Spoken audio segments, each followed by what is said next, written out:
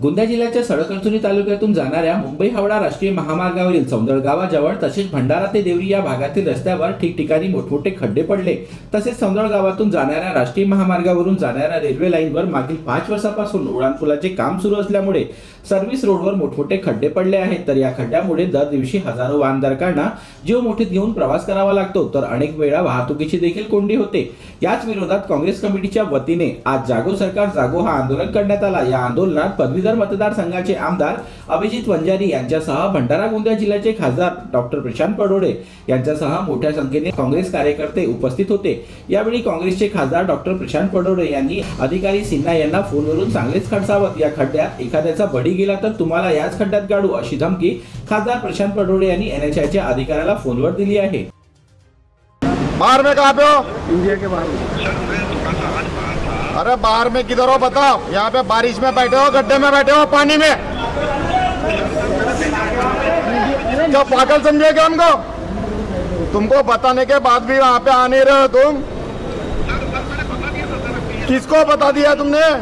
यहाँ पे तुम्हारा कोई ऑफिसर नहीं है, तुम्हारी जिम्मेदारी है क्या? नहीं, कितने लोग मरे यहाँ पे?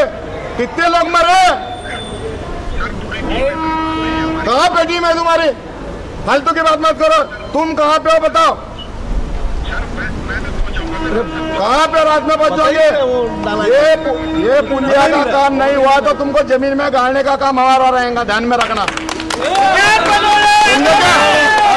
भंडारा गोंदिया जिल्ह्याच्या मधल्या रेल्वे फाटक जवळ फ्लायओव्हरचं काम गेल्या 7 वर्षापासून सुरू आहे।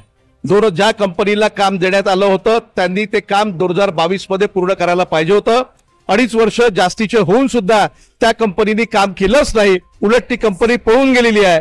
म्हणून मला अधिकाऱ्यांनी हे सांगितलं की त्या कंपनीची बँक गॅरंटी जप्त केलेली आहे, त्यांना त्यांचं कामावरनं टर्मिनेट करण्यात आलेलं आहे।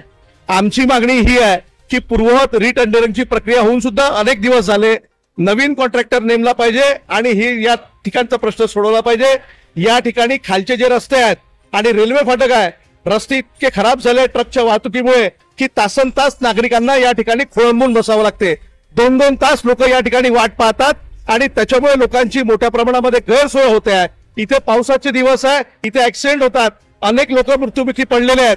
त्याच्यामुळे हे जे खालचे रस्ते आहेत हे सुद्धा दुरुस्त करण्याची तयारी या कंपनीची किंवा नॅशनल हायवे ऑथॉरिटी ऑफ इंडियाची नव्हती। म्हणून आम्ही खासदारासोबत या ठिकाणी आंदोलन केलं।